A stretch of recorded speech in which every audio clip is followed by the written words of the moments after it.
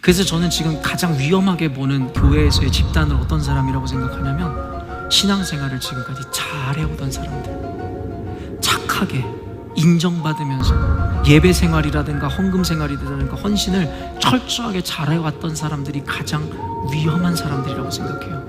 왠 줄 아세요? 껄렁껄렁 신앙생활 한 게 아니다 보니 자기 안에 그 억울함과 그리고 그 실망감이 더욱더 커질 수밖에 없어요. 내가 지금까지 어려서부터 모태신앙인으로 지금까지 이와 같이 헌신하였고 정결하게 살려 노력하였고 이렇게 예물을 드리고 하나님 앞에 헌신하였는데 나에게 주어진 결과가 이것입니까? 오늘은 하나님을 가까이 함이 내게 복이라 라는 제목으로 시편 본문을 여러분과 함께 강해하며 나누려고 하는데요, 사실은 이 시편 73편은 예전에 아침을 깨우는 말씀을 함께 진행하면서 제가 함께 언급하며 나누었었던, 묵상을 나누었었던 본문입니다. 근데 그때 이 본문을 보면서 제가 개인적으로 많은 은혜를 누리고 많은 깨달음을 얻게 되었었는데, 이 아침을 깨우는 이 말씀의 시간의 특성상 길게 여러분들에게 자세하게 강해를 할 수 없었기 때문에 언젠가 시간이 주어진다면 설교를 통해서 여러분들에게 좀 더 심도 있게 이 말씀 본문을 나누고자 하였는데, 오늘이 그 때인 것 같습니다. 그래서 여러분과 함께 그때 미처 나누지 못했었던 그 말씀의 더 깊은 속 얘기와 하나님의 의도, 그리고 더불어서 시편 기자를 통해 주시는 그 은혜들을 우리가 함께 공유하는 시간을 갖고자 합니다. 여러분 책 많이 읽으시는지 모르겠어요. 아마 요즘 현대인들은 예전만큼 책을 많이 읽지는 않는 것 같습니다. 여러 통계가 그것을 이야기하고 있는데요, 1년에 책 한 권은 보시는지 모르겠어요. 성경 일독은 고사하고 아마 일반 소설책도 한 권도 다 못 읽어보는 게 오늘날의 우리 현대인들의 삶의 패턴은 아닐까라는 생각을 해보겠는데요, 여러분 혹은 대학교 시절이나 아니면 여러분이 에세이를 쓰거나 공부했을 때를 한번 이 기억을 더듬어 보신다면, 여러분 책을 읽을 때 여러분은 어떤 부분을 가장 중요한 부분이라고 생각하며 책을 읽으시나요? 여러분 잘 아시다시피 책에는 보통 크게 세 부분으로 나누잖아요. 서론, 본론, 결론 이렇게 나누는데요, 이 세 부분 중에 어떤 부분을 여러분은 책을 읽을 때 가장 중요한 부분이라고 생각하시나요? 결론. 맞아요. 대부분의 분들이 이 결론이라고 생각하실 건데요, 저는 좀 생각이 다릅니다. 저는 서론이 가장 중요하다고 생각합니다. 왜냐하면 에세이를 써보신 분들은 아시겠지만 에세이의 서론이라든가 책의 서론에는요, 문제 제기와 함께 이 책이 어떠한 방식으로 전개될 것이고 무엇을 나눌 것인지에 대해서 먼저 이슈를 제공합니다. 만약에 우리가 서론을 읽지 않고 결론부터 읽기 시작한다면 사실 이 책의 방향성이나 무엇을 이야기한 답변인지에 대해서 우리가 파악하지 못할 수도 있습니다. 그렇기 때문에 저는 개인적으로 서론을 가장 중요하게 생각하는데요, 여러분도 아시다시피 제가 호주에서 이 대학원 시절을 보낼 때 제 삶이 그렇게 환경이 녹록지가 않았습니다. 특별히 영어 원서로 읽고 에세이를 써야 되는 그 상황 가운데 제 능력 그리고 환경의 한계로 인해서 제가 그만큼 많은 시간을 할애할 수가 없었어요. 그래서 좋게 이야기하면 지혜롭게, 나쁘게 이야기하면 잔머리를 굴려가면서 책을 읽었어야 했는데, 그때 제가 가장 집중하여 읽었던 곳이 바로 서론 부분이었습니다. 그렇기 때문에 우리가 성경을 온전히 이해하고 성경에서 이야기하는 답을 우리가 바르게 이해하기 위해서는 서론부에 해당하는 그 문제 제기와 그리고 이 말씀이 어떠한 양상으로 전개될지에 대한 그 이슈에 집중하는 것이 성경 전체를 이해하는 데 굉장히 중요합니다. 이와 같은 개념에서요, 우리가 성경을 읽을 때뿐만 아니라 각 장, 챕터를 읽을 때마다 우리는 그 챕터 안에도 서론, 본론, 결론이 있다는 것을 우리는 기억해야 합니다. 그렇고 이 개념으로 우리가 생각할 때에 성경을 읽고 챕터를 읽을 때 이 서론에 해당하는 부분에 우리가 주의를 기울이고 집중하는 것이 굉장히 중요합니다. 보통 챕터에서 서론이라고 한다면 1절, 2절 상반절 이야기들을 아마 뜻하는 것일 텐데요, 1절 말씀 함께 읽어보도록 하겠습니다. 하나님이 참으로 이스라엘 중 마음이 정결한 자에게 선을 행하시나.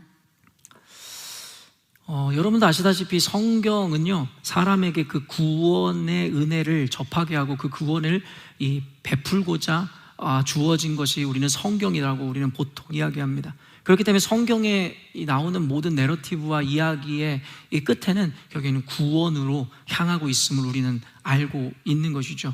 물론 전형적인 인간의 입장에서의 개념이기는 한데요, 어찌되었든지 간에 예수 그리스도를 이 땅 가운데 보내주신 이유도 결국에는 죄인인 우리가 구원을 얻게 하기 위한 하나님의 방편이었음을 생각할 때에, 결국엔 성경에서는 모든 메시지, 그 과정을 통해 구원이라는 결과를 맺게 하기 위해서 우리에게 주어진 책이라 이야기해도 과언이 아닐 것입니다. 그렇기 때문에 사실은 성경에 등장하는 표현들의 대부분은 바로 구원과 직접적인 연관이 있습니다. 1절에 지금 제기되고 있는 선을 행하시나 라는 이 표현에서 하나님께서 선을 행하여 주신다라는 이 개념도 단순히 우리들에게 어떤 형통함을 주신다, 좋은 일을 허락하신다의 개념이라기보다는 궁극적으로 구원을 허락하시는 분이시라는 것으로 직접적 연결을 하셔도 전혀 무리가 아니라는 것을 모든 학자들이 이야기한다라는 것이죠. 그렇기 때문에 성경에서 이야기하는 이 선한 일이든 아니면 응답이든 이 모든 것은 구원이라는 개념과 직접적인 연관을 맺게 된다는 것을 여러분이 먼저 인식하셨으면 좋겠습니다. 그렇기 때문에 여기서 선을 행하신다라고 말씀하신 것은 복을 주신다라는 개념의 차원을 넘어서 이 구원을 베푸시는 하나님이심에 대해서 분명하게 이야기하고 있는 것입니다. 그런데 지금 우리가 읽은 이 1절 말씀은요, 당시 이스라엘 사람들에게는 굉장히 충격적이고 파격적인 표현이었으며 선언이었을 것입니다. 여러분, 이유가 무엇일까요? 왜 그들에게는 이 충격적이고 파격적인 선언이라고 우리가 이야기할 수 있는 것일까요? 우리가 이 개념을 이해하기 위해서는 당시 이스라엘 백성들, 히브리 민족들이 갖고 있었던 세계관과 그들의 사상을 먼저 이해할 필요가 있는데요, 여러분도 잘 알고 계시겠지만 이스라엘 백성들은 바로 선민 사상과 선민 의식에 빠져 있었던 자들입니다. 그들은 아브라함의 자손들이라는 그 프라이드와 함께 아브라함의 자손 이스라엘에게는 하나님께서 구원을 베풀고 하나님의 백성 삼으셨다라는 그 개념에 대한 것이 분명하게 자리 잡고 있었기에 그저 그들이 모두 이스라엘 백성이라면, 이스라엘, 혈통적 이스라엘이라면 모두가 선택받은 자들이라고 그들은 생각하고 있었다라는 거예요. 그러다 보니까 성경의 내러티브를 보면 여러분, 이방인들을 여러분 더럽게 여기고 그들 외에는 다른 이들에게 구원이 없다라는 생각으로 그들이 살아가고 있었다라는 것을 성경을 통해 우리는 보게 되죠. 그런데 여러분, 왜 충격적이라고 이야기하는 거예요? 오늘 1절 말씀에 하나님이 참으로 이스라엘 중이라는 이 조건을 붙이시더라는 것이죠. 무슨 말이냐면 그들 당시에는 이스라엘인 자신들은 모두가 구원을 받을 수 있고 하나님의 자녀라는 프라이드와 그와 같은 의식 세계를 갖고 있었는데, 시편의 기자가 이야기하는 것이 너희 중에, 이스라엘 중에라고 이야기하니 우리 이스라엘 중에서도 구원과 하나님의 선의를 받는, 이 선의 행함을 받는 자들은 일부거나 어떤 부분이라는 것인가 라는 개념이 그들에게 들어오기 시작했었을 거라는 것이죠. 그러니까 굉장히 충격받을 수밖에 없었다라는 것입니다. 아까도 얘기했지만 그들은 자신들이 이스라엘이기에 자신들에게 구원이라는 것은 당연한 것이다 라고 생각했었거든요. 여러분, 그런데 왜 우리는 수천 년 전에 이 성경을 수천 년이 지난 지금 우리가 읽고 그 말씀을 적용하고 은혜를 누리고 있는 것일까요? 단순히 이 메시지는 당시의 혈통적 이스라엘에게만 이야기하는 것이 아니라 오늘을 살아가고 있는 교회인 저와 여러분들에게 하나님께서 분명하고 선명하게 말씀하시는 이 말씀이다라는 것입니다.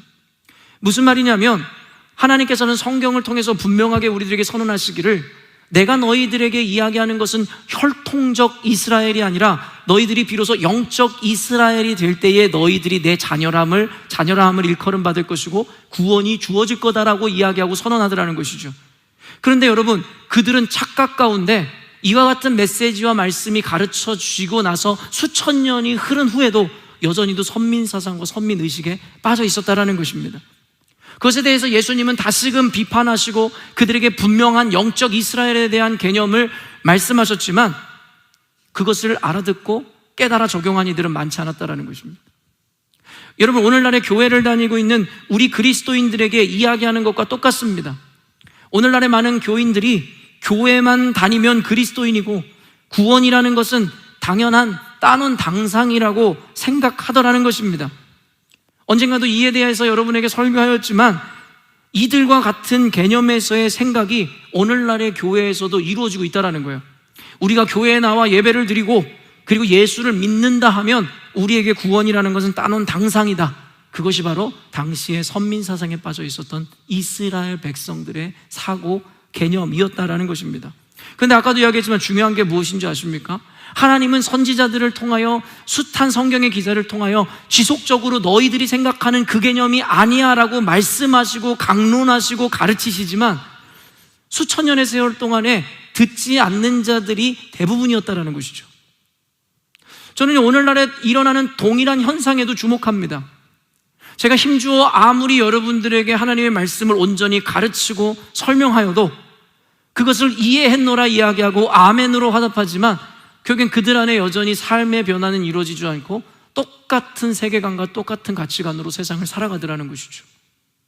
교회라는 것은 그저 액세서리에 불과하고 의무를 다하고 형식을 다하기 위해 주일에 나와 예배를 드렸으면 됐다, 도장만 찍으면 된다라는 생각을 하기에 이르더라는 것이죠. 당시에 무지한 이스라엘 백성들과 오늘날을 살아가고 있는 무지한 그리스도인들과의 차이가 무엇입니까? 그래서 하나님께서는 수천 년 전에 그 말씀을 통해 오늘도 지속적으로 말씀하고 계시더라는 것이죠. 그러면서 주님께서 말씀하신 게 뭔지 아세요? 들을 귀 있는 자는 들을지어다. 이 이유가 뭔지 아세요? 같은 메시지와 말씀이 전달된다 할지라도 듣는 자들은 듣고 변화함을 입겠으나 그렇지 않는 자들은 동일하게 세상 끝날까지 그 마음으로 살아간다. 신앙생활이 어려운 이유가 뭐냐면요, 살아내는 게 참 어려운 것 같습니다. 내가 알고 있는 것대로 살아낸다, 여러분 너무나 어렵죠. 우리 대부분이 절망하고 낙심하는 이유가 내가 아는 대로, 내게 기준대로 살아가지 못한다로 인해서이지 않습니까?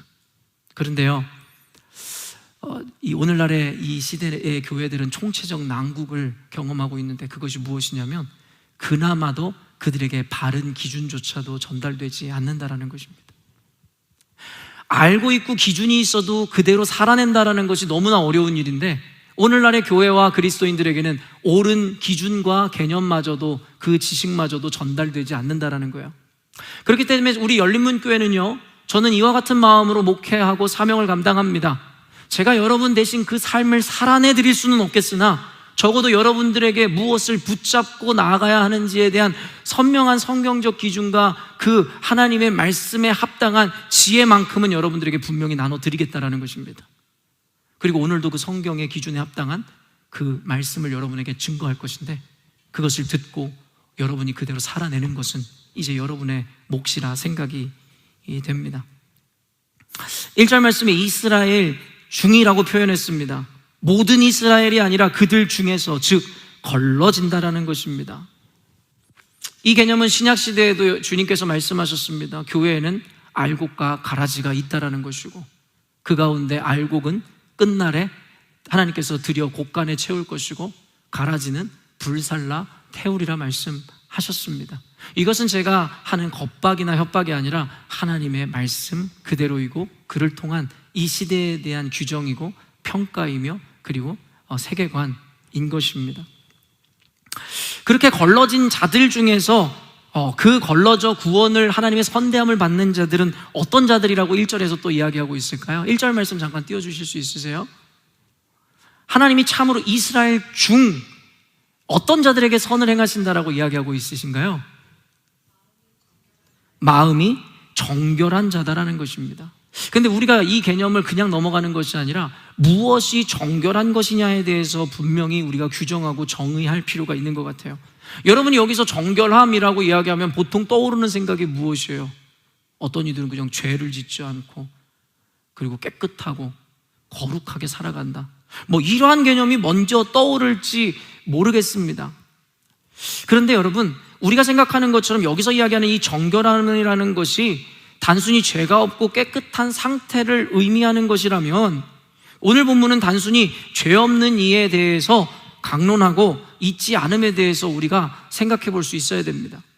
여러분, 오늘 성경의 이후에 일어나는 일이 무엇이냐면 바로 아삽이, 이 성경의 기자인 아삽이 짓는 그 죄악됨에 대해서 이야기하고 있습니다.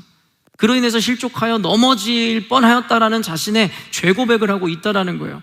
근데 하나님께서 단순히 그런 이들에게 하나님은 구원과 선대함을 베풀지 않는다라고 우리가 이해해서는 성경의 맥락들을 절대 이해할 수 없습니다. 왜냐하면 신약 시대로 넘어와도 예수님께서 구원을 베푸는 자들이 과연 죄 없는 자들이었냐라는 것입니다. 그리고 신약으로 가지 않고 오늘날의 우리의 삶을 비추어 본다 할지라도 과연 우리의 삶을 돌아볼 때에 우리는 그렇다면 죄 없어 하나님의 구원을 받아 누릴 만한 존재냐라고 우리는 물어볼 수 있다는 것이죠. 아까 우리 김옥주 집사님이 대표기도 잘해 주셨지만 여전히도 정결하게 살고 거룩하게 살려 하였지만 한 주를 돌아보면 결국에 하나님 앞에서 타협하고 하나님 앞에 죄를 지을 수밖에 없는 필연적 존재였음을 우리는 깨달을 수밖에 없다라는 거예요. 그렇다면 여기서 이야기하는 이 정결한 자에게 주시는 그 구원이라는 것이 단순히 죄 없는 자에게 주시는 구원이다라고 해석한다면 과연 그 구원을 받아 누릴 만한 사람이 어디에 있냐라는 것입니다. 여러분, 그렇기 때문에 우리가 성경을 읽을 때 굉장히 중요한 것은요, 단순히 단어의 표현에만 집중해서는 안 돼요. 늘 이야기하지만 컨텍스트, 그리고 또 한 가지 중요한 것은 무엇이냐면 그 성경을 기록한 기자가 누군지에 대해서 먼저 그것을 파악하고 이해해야 그 맥락 안에서의 이 말씀이 보이기 시작한다는 것입니다. 여러분, 우리는 이 하나님의 말씀, 이 성경이 1.1에게 오차와 오류가 없는 하나님의 말씀임을 고백하고 인정합니다. 여러분, 정말 그러십니까? 여러분, 그런데 우리 복음주의 전통주의자들이 믿는 이 개념을 무엇이라고 이야기하냐면 축자 영감설이라고 합니다. 그리고 이와 같이 대칭을 이루는 한 개념이 뭐냐면 기계적 영감설입니다. 이 말은 무엇이냐면 인스파이어드 됐다라는 거예요. 말 그대로 하나님에 의해 인스파이어드 됐기 때문에 결국에는 1.1에게 오차가 없다라는 거예요. 근데 아까도 이야기한 기계적 영감설은 무엇입니까? 하나님이 영감하신 것은 맞는데 성경의 기자는 그저 기계적으로 타이핑을 하듯이 성경을 기록했다라는 거예요. 하나님께서는 말씀하셨고 그냥 그 말씀을 듣고 기록했다라는 것이죠. 그런데 우리 복음주의자들이 이야기하는 것은 무엇이냐면 축자 영감설이라 하여 하나님께서 인스파이어 한 것은 맞지만 결국에는 그 성경의 기자는 하나님의 감동을 받아 자신의 캐릭터와 자신의 직업과 그리고 자신의 삶의 어떠한 성향까지도 그대로 드러내고 있다는 것, 그것이 바로 우리 복음주의자들의 이 고백인 것이죠. 그렇기 때문에 여러분, 성경을 읽어보십시오. 수많은 성경의 기자들이 등장하는데 만약에 기계적 영감설이 그 설득력을 더하기 위해서는 모든 것이 같은 문맥과 같은 표현법과 같은 방식으로 성경이 쓰여져야 되잖아요. 근데 성경을 보면 대부분의 성경이 모두 다른 이 어떤 문체와 어떤 구조를 가지고 있고 거기에 나오는 표현은 너무나도 다양하고 심지어는 자신의 직업이나 캐릭터를 그대로 성경에서 드러내고 있더라는 것입니다. 그렇기 때문에요, 하나님은 결코 성경 기자의 성향, 직업, 그리고 마인드, 그리고 심지어는 그의 캐릭터마저도 전혀 무시하지 않고 존중하신 채로 하나님의 말씀을 기록하게 하셨다라는 거예요. 그런 의미에서 우리는 오늘 이 성경의 말씀을 보아야 합니다. 그렇기 때문에 우리는 이 성경 73편을 기록한 자가 누구인지에 대해서 먼저 그 기자에 대해 이해해야 되는데요, 그 기자가 누구죠?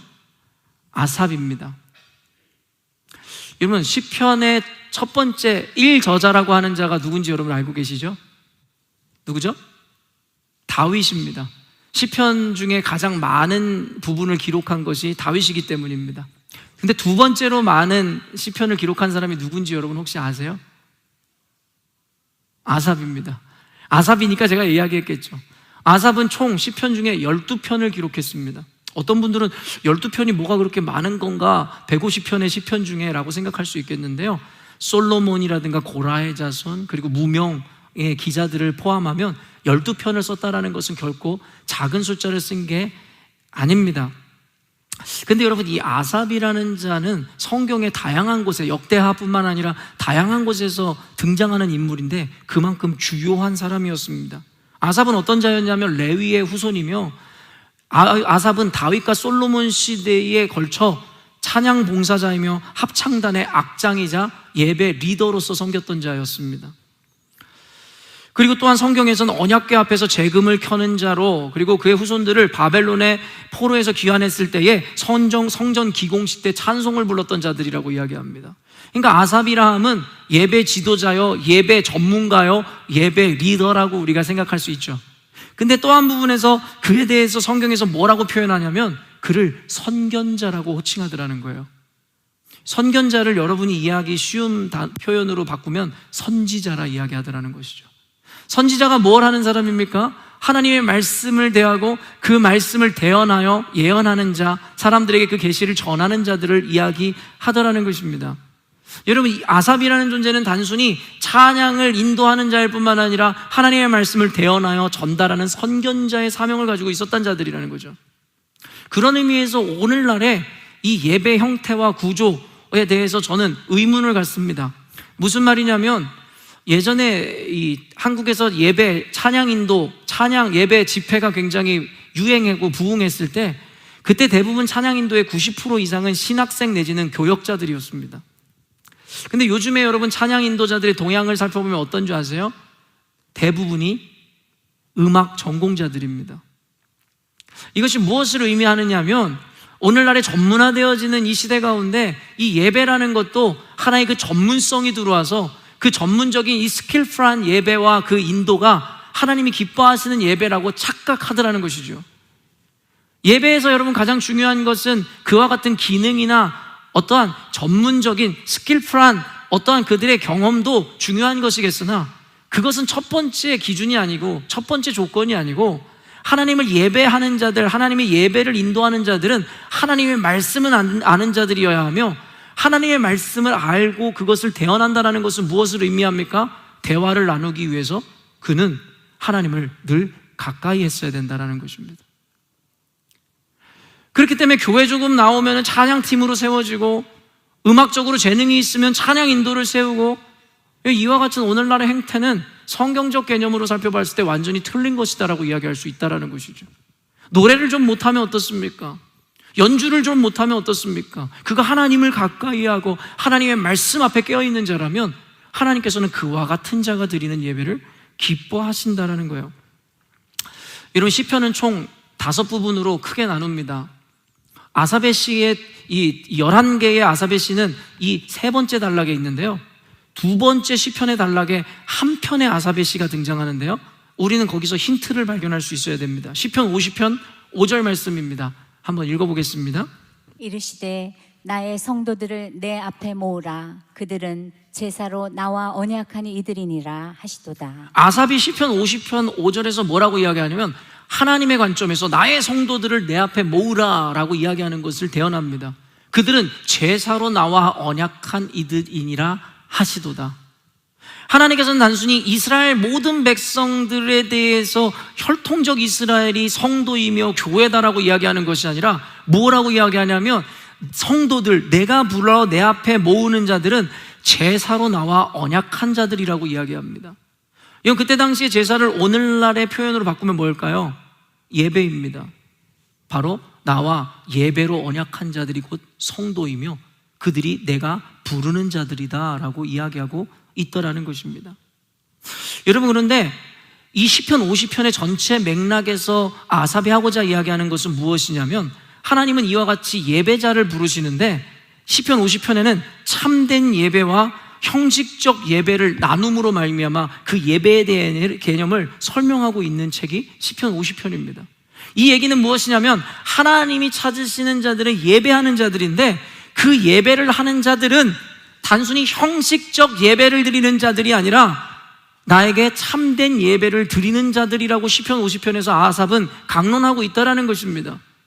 그럼 하나님이 찾으시는 교회, 하나님이 부르시는 성도는 어떤 자들이라고요? 하나님과 예배의 언약을 맺어 참된 예배를 드리는 자들이라고 이야기하고 있다는 것입니다. 단순히 아까 혈통적 이스라엘의 개념에 머물러 자신들은 구원의 백성이라고 착각하고 있는 유대인들, 그리고 오늘날의 교회에게 하나님께서 말씀하십니다. 단순히 너희들이 나와 앉아 예배를 드리고 도장을 찍듯이 나와 이곳에서 얼굴 도장을 찍는다 하여 너희들이 하나님의 백성이고 성도라 일컬음을 받는 것이 아니라, 하나님 앞에 나와서 참된 예배를 드리지 않는다면 나의 성도이며 교회라고 하나님께서는 말씀하시지 않는다라는 게 이 개념입니다. 여러분, 그런데 예배하면 생각나는 게 뭐가 있어요? 하나님께서 우리에게 어떠한 예배를 드리라고 우리들에게 이야기하신다라고 여러분 말씀을 통해 기억하고 계십니까? 신령과 진정으로 드리라는 이야기를 하시는 분도 계실 것이에요. 참으로 맞는 말씀입니다. 그리고 하나님께서 또 어떠한 제사와 예배를 드리라고 이야기하고 있습니까? 여러분, living sacrifice 기억하십니까? 산 제사로 하나님께 드리라는 것. 이것이 너희들이 드릴 진정한 영적 예배니라라고 이야기합니다. 여기서 이야기하는 여러분 living sacrifice가 무엇을 이야기합니까? 바로 단순히 여기서 드리는 이 형식적인 예배뿐만 아니라 나아가서 세상 가운데서도 너희들은 참된 예배자로서 산 제물로서 살아가라고 이야기하고 있다라는 것이에요.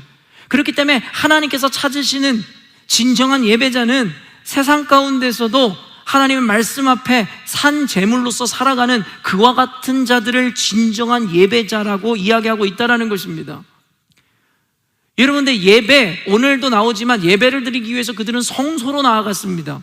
성소의 개념이 무엇입니까? 하나님의 임재가 머무는 곳이라는 개념입니다. 하나님께 예배하는 자들은 성소로 나아가야 했으며, 성소로 나아간다라는 것은 무엇을 의미하냐면 하나님을 만나는 곳이다라는 것입니다.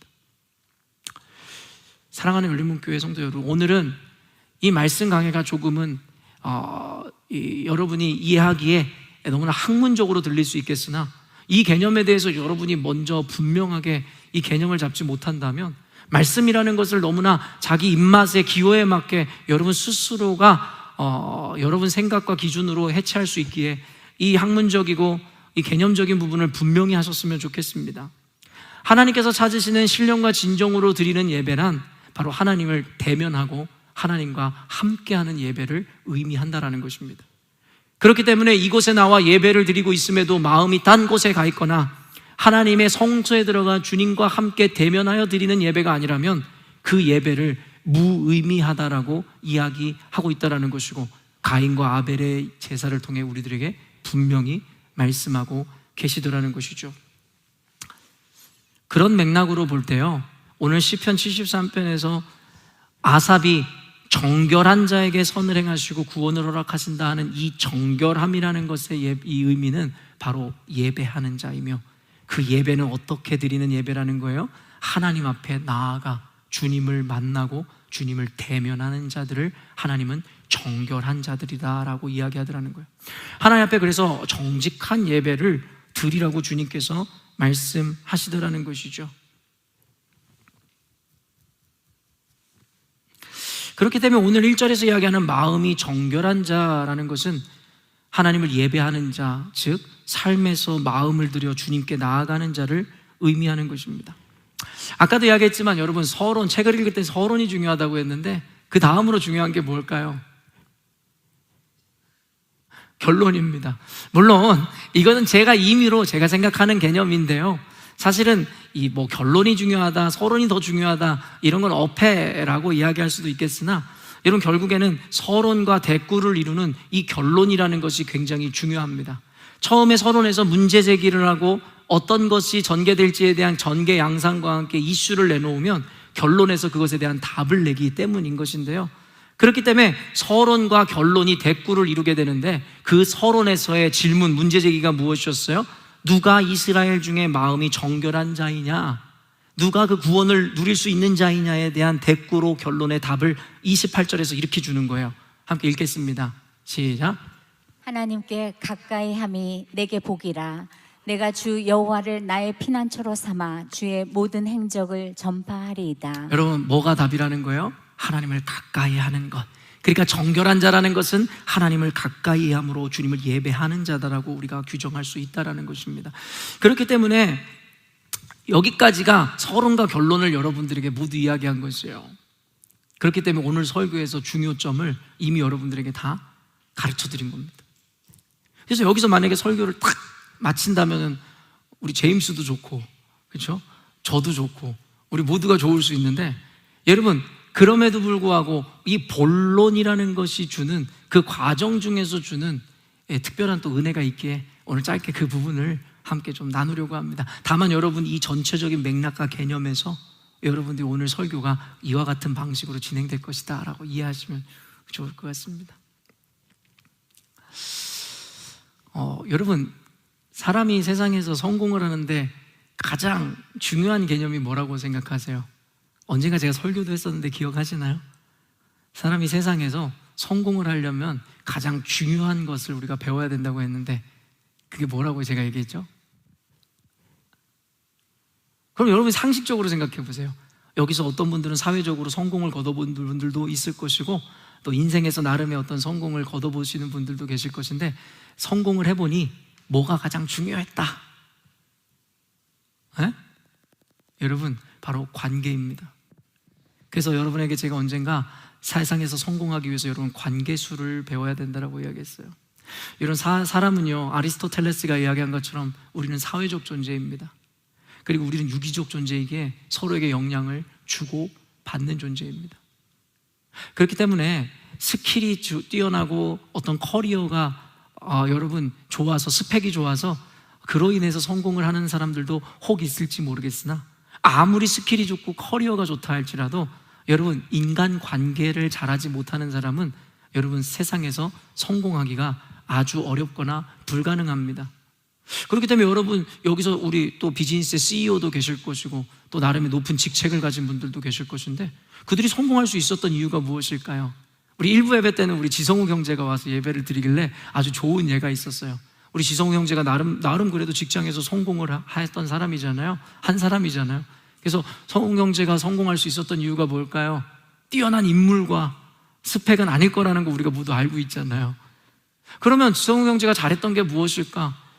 직장에서 상사가 오면 여러분 그의 마음에 합당한 행동을 한 거나 그의 마음에 일치하는 어떠한 모습으로 그를 섬겨주는 것이죠. 근데 단순히 직장 상사의 눈치를 보고 그의 기호에 맞춰주었다고 해서 성공할 수 있을까요? 여러분 중간자 입장에서 매니저의 입장에서 부하 직원이라든가 여러분 그들에 대해서 어떻게 섬겨주고 그들을 세워주는지 그와 같은 관계를 잘했기에 그가 그와 같은 나름의 성공을 거둘 수 있는 것이다라고 제가 규정해 주었습니다. 아무리 여러분 뛰어난 기술이 있다 해도 인간관계에 실패한 자들은 세상에서든 특별히 가정에서든 그리고 교회에서든 절대 성공할 수 없습니다.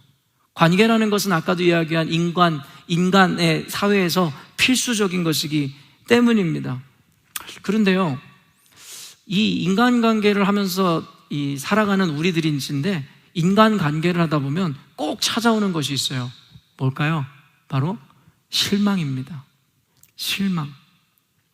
여러분 모든 관계의 시작에는 설렘이 있습니다. 제가 우리 지성우 형제한테도 물어봤어야 되는데 처음에 부윤정 자매를 만났을 때는 설렘이 분명히 있었을 거예요.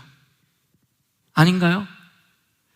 여러분 모두가 배우자를 만날 때에 분명히 설렘이 있었잖아요. 그저 계약적 관계로 만난 사람이 어디 있어요.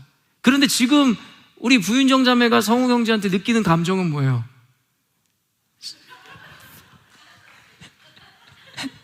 아 그래요?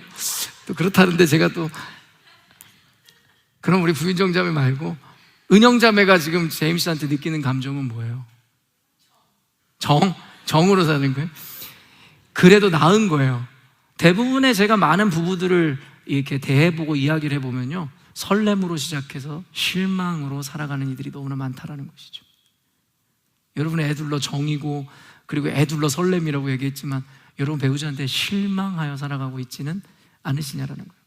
교회를 처음 찾을 때도 마찬가지입니다. 새롭게 오는 교회, 새로 만나는 목사님에 대해서 설렘과 기대감을 가지고 만나죠. 그러나 그 관계가 유지되고 지속될수록 어떤 일들이 벌어집니까? 실망하게 되는 거죠. 그래서 교회를 떠나기도 하고 그렇죠?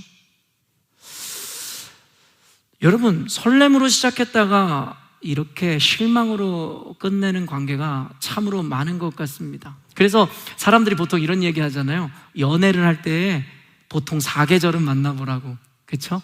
봄, 여름, 가을, 겨울은 만나본 다음에 저 사람이랑 결혼할지를 선택하라고 이야기합니다. 여러분 그런데 이것이 단순히 1년이라는 기간을 의미하는 것이다라고 생각하세요? 어떠세요? 그렇지 않습니다. 4계절을 만나보라는 이야기는 저는 이렇게 해석하고 싶습니다. 인간이라는 관계를 해나갈 때에 인생이라는 존재가 느끼는 감정, 얼마 전에도 이야기했죠. 희로애락이라는 그 감정의 극치를 경험할 수 있는 상황 가운데 그 사람은 어떠한 반응을 보이는지를 보고 선택해야 된다는 것입니다. 단순히 여러분 연애를 시작하면 그냥 눈에 콩깍지가 씌어요.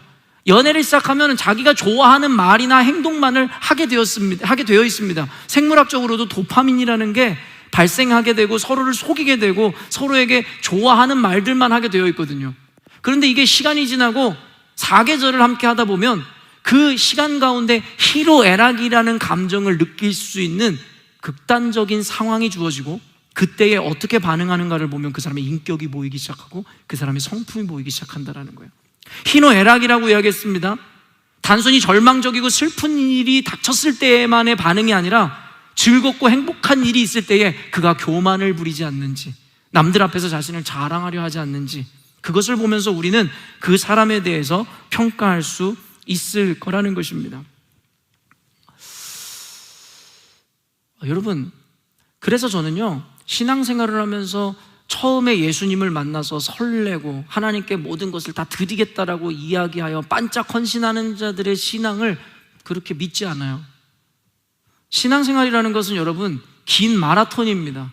단거리 전력 질주를 하는 경기가 아니라고 성경에서도 우리들에게 표현으로 보여주고 있죠. 단순히 처음 기적을 경험하거나 나름 어떠한 상황으로 인해서 예수님을 만났다, 하나님이 주신 기적이든 말입니다. 그래서 반짝 하나님께 내 생명을 드리고 내가 하나님을 위해서 살겠습니다, 저는 이런 말 따위는 믿지 않아요. 신앙이라는 것은 긴 세월 동안에 교회 안에서든 세상에서든 희로애락이라는 감정을 일으킬 만한 극단적인 상황을 만났을 때에 그가 어떠한 믿음으로 하나님을 대하고 바라보는지를 보아야 그 사람의 신앙을 평가할 수 있기 때문입니다. 그래서 목회자들 사이에는 이와 같은 이야기들이 있어요. 처음에 이 교회에 부임해서 가방 들어주는 사람을 조심하라고. 왜일까요? 나중에는 그 가방 들어줬던 사람이 등에 칼 꼽는다는 말이 있습니다. 목회자들끼리 그냥 웃자고 하는 이야기지만 저는 목회 20년을 하면서 뼈저리게 느꼈어요. 제가 처음 왔을 때 저를 숭상해주고 떠받쳐주고 제 가방 들어주던 자들이 결국엔 저한테 어떠한 행동으로 나아갔는지를 말입니다. 그렇기 때문에 사람이라는 것, 인간관계라는 것 그렇게 쉽게 평가하거나 판단할 수 없는 것이겠죠. 그런데요, 여러분, 우리가 하나님을 믿고 섬기면서도 우리는 그 하나님과의 관계 가운데서도 실망을 하고 실족을 합니다. 이유가 무엇일까요? 인간관계뿐만 아니라 하나님과의 어떠한 만남과 관계를 하면서도 우리는 실족하고 실망을 한다는 거예요. 왜 그럴까요? 우리가 그와 같이 실족하고 실망하는 이유는 어쩌면 위선적으로 하나님을 섬기고 있기 때문일지도 모른다는 것이죠. 그저 자신이 만들어 놓은 신앙이라는 틀 안에서 선을 행하고 도덕적으로 살아가고 그러면서 스스로 만족하고, 그리고 이것이 하나님의 사람의 모습이고 하나님의 정의라고 스스로에게 규정하여 자위하면서 살아가는 이들이 이와 같은 실망을 경험하게 되죠. 이와 같은 자들을 여러분 우리는 율법주의적인 사람이라고 이야기합니다. 율법주의자들의 성향이 뭔지 아세요? 일단은 첫째, 자기 안에 이와 같은 규정을 만들어내요. 그리고 그것을 지키는 자들이 바른 신앙생활을 하는 것이라고 스스로 평가하죠. 그러면서 자신을 올가매고 그 율법으로 인해서 자유함을 뺏어버리고 스스로를 구속시킵니다. 그런데 더 큰 문제는 뭔지 아세요? 그 잣대와 기준으로 다른 사람도 평가하고 판단하더라는 거예요. 그저 자기 기준이고 자기의 한계이면서 그로 인해서 자기 규정을 남에게까지 대입시킴으로 말미암아 목사는, 성도는, 집사는 이래야지라고 하면서 스스로 평가하다가 스스로도 절망에 빠지고 상대방에게도 상처를 남기게 되는 것이죠. 그래서 서로 실망하는 공동체를 이루게 된다는 거예요. 결국 자신이 세운 그 기준과 그 모든 것의 한계와 허물을 만났을 때 그들은 여지없이 무너지게 된다라는 것입니다. 결국엔 이 아삽이라는 자는 아까도 얘기했지만 선견자였어요. 그리고 예배를 인도하는 자였단 말이에요. 그런데 오늘 여러분 말씀을 보면요, 그와 같은 자가 여러분 그의 한계와 허무 가운데 빠지기 시작했고 그로 인해서 절망하더라는 거예요. 2절 3절 한번 읽어보겠습니다. 2절 3절.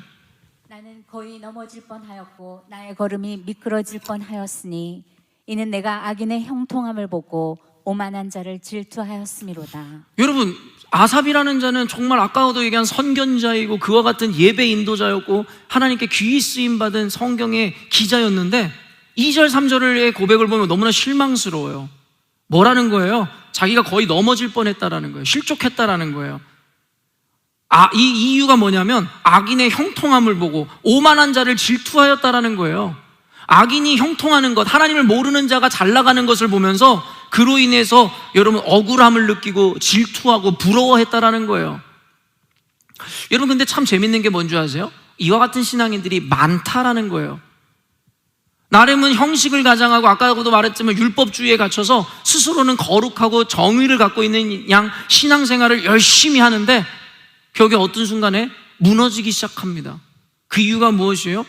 어찌 하나님을 알지 못하는 저와 같은 자들이 저렇게 흥하는데, 하나님 앞에 나는 이렇게 열심으로 살아왔고 늘 예배자로 살아왔고 헌신과 봉사와 예물을 드리는 자였는데 내 인생은 왜 이러냐라는 비교, 잘못된 자기 기준에서부터 그의 무너짐이 시작되더라는 것이죠. 그러면서 여러분, 그가 쭉 나열하는 악인들의 형통함, 그가 얘기한 악인들의 형통이 뭐라고 이야기하냐면, 첫째, 그들에게는 고난과 재앙이 없다라는 거예요. 악인들의 삶을 보니까 그들의 인생에는 고난과 재앙이 없대요. 두 번째, 살이 찌고 눈이 솟아난대요. 무슨 말이냐면 재물이 자꾸 늘어난다는 거예요. 비즈니스가 잘 되고 인생이 자꾸 성공하더라는 거예요. 그러면서 나타나는 형태가 뭐냐면 교만해지더라는 거예요. 자신들이 가진 것으로 인해서 하나님도 평가절하 해버리고. 세 번째가 뭔지 아세요? 그로 인해서 항상 편하다라는 거예요. 평안하다라는 거예요. 지금 아삽이 실족해버릴 뻔했었던 이유를 뭐라고 이야기하냐면, 하나님을 알지 못하는 자들은 고난과 재앙이 없고 살이 찌고 눈이 솟아나고 항상 평안하다라는데 그 이유를 이야기하는 것이죠. 그렇다면 지금 아삽은 어떤 상황에 있는데요? 아삽은 아마도 그와 반대되는 상황에 있을 확률이 높습니다. 여러분, 제가 만약에 돈이 많은 부자를 부러워한다라는 표현을 해보세요. 표현을 했다고 생각해 보세요. 제가 왜 부러워할까요? 당연히 돈이 없으니까요. 돈이 있는 사람이 돈을 가진 사람을 부러워하나요? 그렇지 않아요. 어떤 사람이 건강한 것을 보면서 내가 부러워하고 시기한다고 이야기해요. 이유가 뭘까요? 여러분, 나는 건강하지 않기 때문이에요. 내가 잘생긴 연예인을 부러워한다라고 이야기해 보세요. 왜 부러워할까요? 나는 잘생기지 않았기 때문에 그와 같은 심리가 나타나는 것이잖아요. 그런 의미에서 저는 아무도 부럽지가 않아요. 저는 부럽지가 않다고요? 비웃는 거예요? 아니면 지금 시편에 이 아삽이 나타나는 그 심리를 보면요, 그가 악인의 형통함을 부러워했다라고 목록을 나열한 이것을 보면 그의 상황은 지금 이와 반대에 있음을 이야기하는 것이죠. 그래서 14절에 이렇게 고백합니다. 함께 읽어보도록 하겠습니다. 나는 종일 재난을 당하며 아침마다 징벌을 받았도다. 그럼 뭐라고 이야기합니까? 나는 종일 재난을 당하며 아침마다 징벌을 받았도다.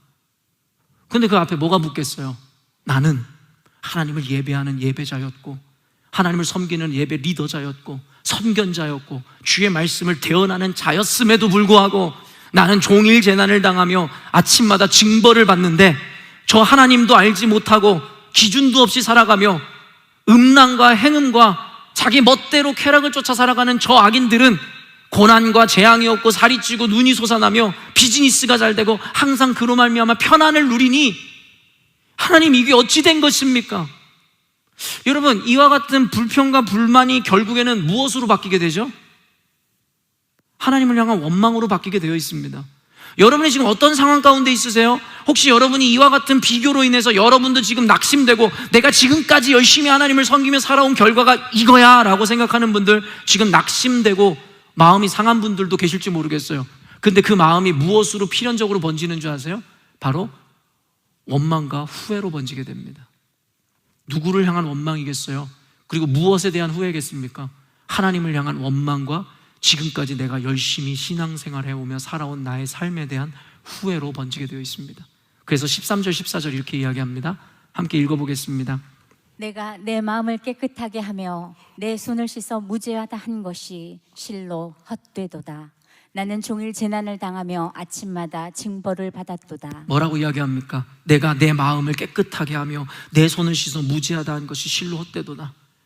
지금까지 그가 신앙생활 해왔던 것, 그 삶을 살았던 모든 것이 헛되다라고 이야기하고 그 결과가 나에게는 재난과 징벌 그 이상도 이하도 아니다라고 이야기하는 것이죠. 시편의 기자는 지금까지 열심으로 살아왔던 자신의 신앙생활 자체를 부정하게 되고 허무에 빠지게 된다라는 것입니다. 사랑하는 성도 여러분, 추락하는 것엔 날개가 없다라는 소설 잘 알고 계시잖아요. 추락하기 시작하면요, 다시 솟아오를 수 있는 그런 여력이 생기질 않아요. 끝없이 무너지게 돼요.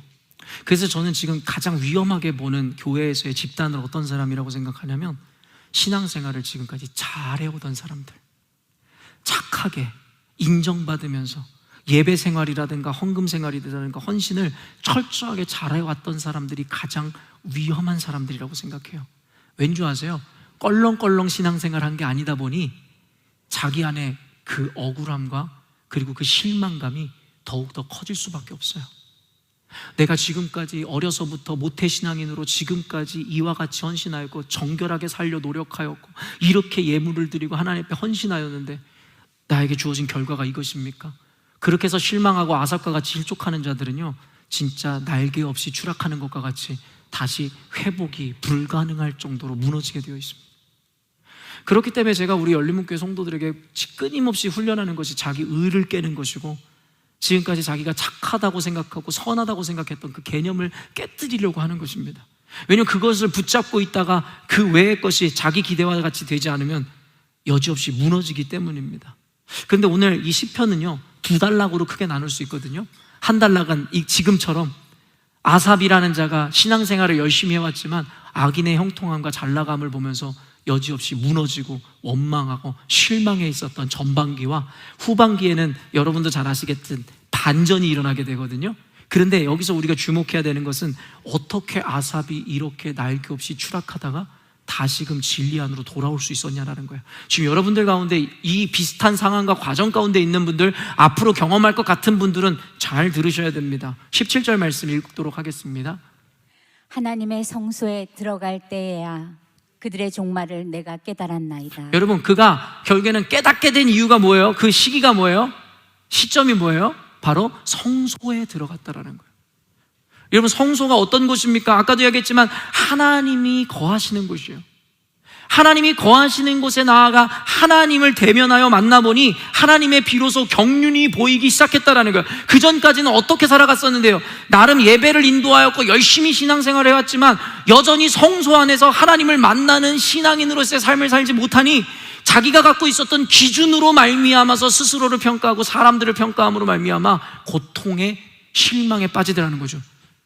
아삽이 갖고 있었던 기준이 무엇이었습니까? 악인은 망해야 되고 의인은 성공해야 되는데 왜 반대로 이루어지냐라는 거죠. 그게 바로 자기 기준과 아까도 이야기한 자기 기만 속에서 신앙생활을 하더라는 거예요. 여러분, 오늘 보면 4절을 보면요, 아삽이 뭐라고 이야기하는지 아세요? 그들은 죽을 때에도 고통이 없고 그 힘이 강건하며. 여러분, 우리가 보통 이런 생각하잖아요. 너 지금은 잘 되지만 하나님이 살아계신다면 너 죽기 전에 분명히 너 비즈니스 망할 거야. 너 같은 놈들은 분명히 병 걸러 죽을 거야. 여러분, 이게 우리가 생각하는 권선징악 아닙니까?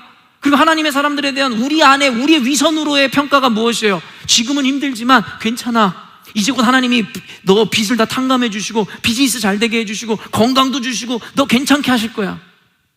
그런데 여러분, 지금 아삽이 무너진 이유는 무엇이냐면 죽을 때에도 고통이 없고 그 힘이 강건하더라는 거예요. 아니, 이게 어떻게 된 거예요, 하나님? 적어도 죽기 전에는 저들이 심판을 받아야 되는 거 아닙니까? 근데 아삽이 성소에 들어가 하나님을 보니 그들의 종말을 내가 깨닫게 됐다는 거예요. 그가 본 것이 무엇인 줄 아세요? 그가 본 것은 바로 이 땅이 아니라 영원한 나라를 보기 시작했다는 거예요.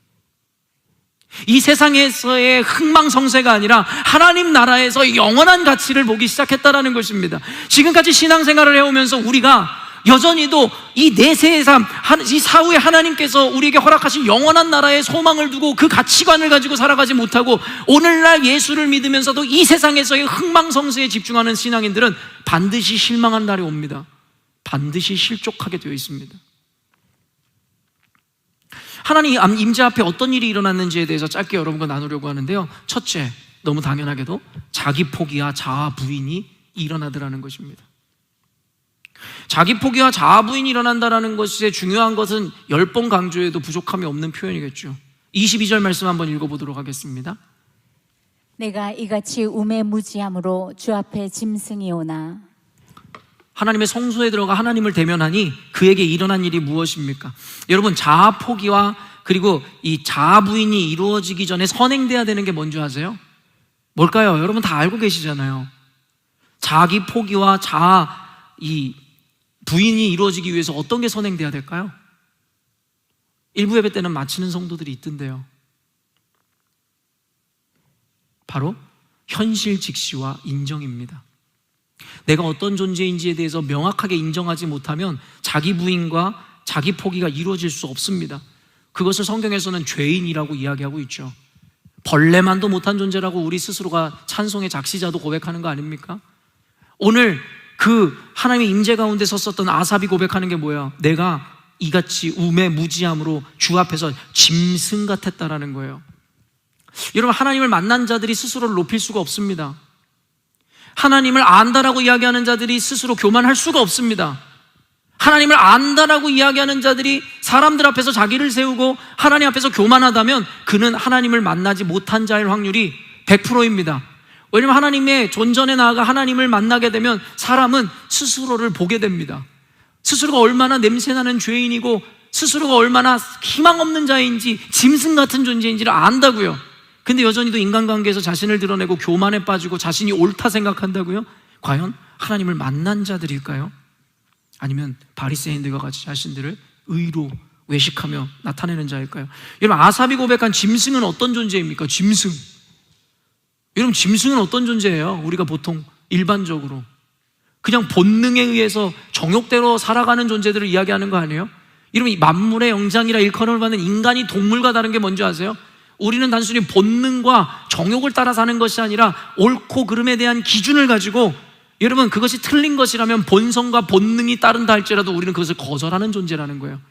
그런데 아삽이 이야기하는 게 뭔지 아세요? 나는 지금까지 선지자로 그리고 하나님의 사람으로 예배자로 살아왔지만 알고 보니 나는 짐승과도 같은 자였습니다.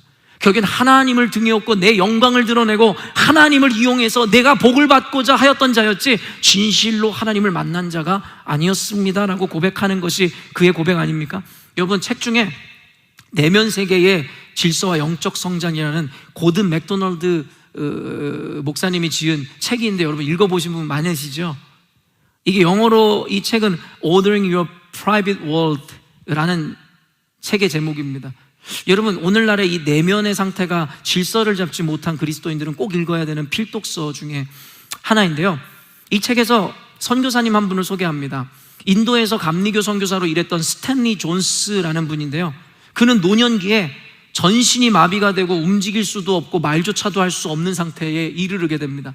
평생을 선교사로서 인생을 바쳤지만 그의 노년과 말년에는 몸도 움직이지 못하고 말조차도 할 수 없는 그런 상태가 돼요. 그런데 뭐라고 이야기하고 있냐면 그는 그 가운데서도 믿음을 잃지 않았다라는 거예요. 그러면서 그가 이렇게 말했다고 합니다.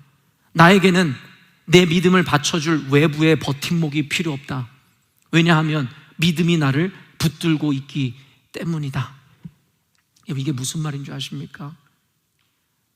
나에게는 내 믿음을 받쳐줄 외부의 버팀목이 필요 없다.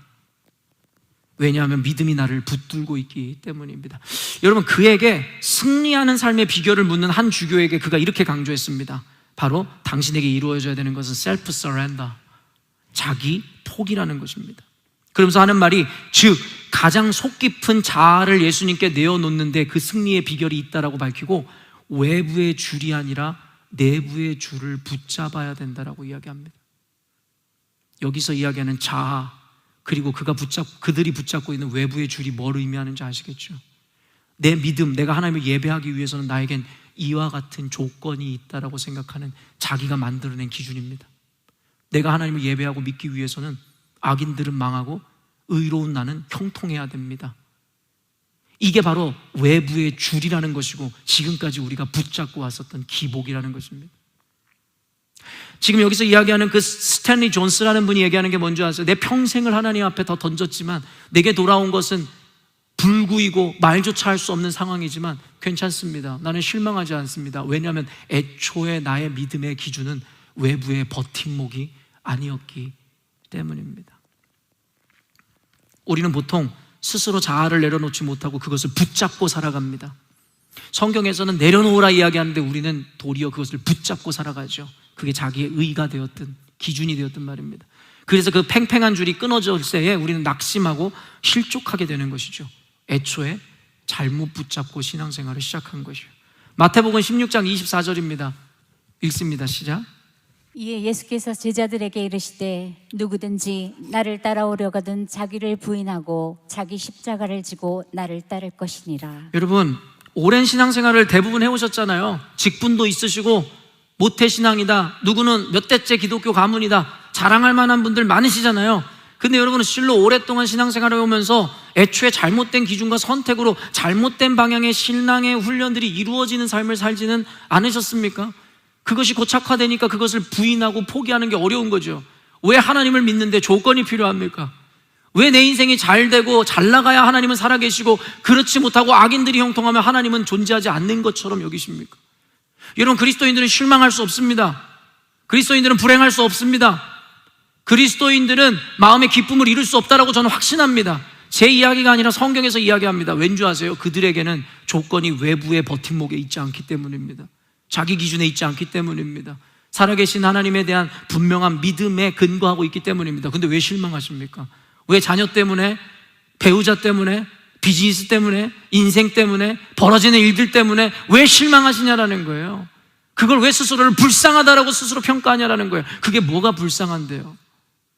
성경에서는 심지어 삶과 죽음마저도 하나님이 가져가시는 것이라면 나의 죽음마저도 유익한 것이다라고 이야기하는데, 여러분이 무엇이 간데 그 죽지 말고 살아야 된다라는 것을 붙잡고 그것을 자신의 의로 만드십니까?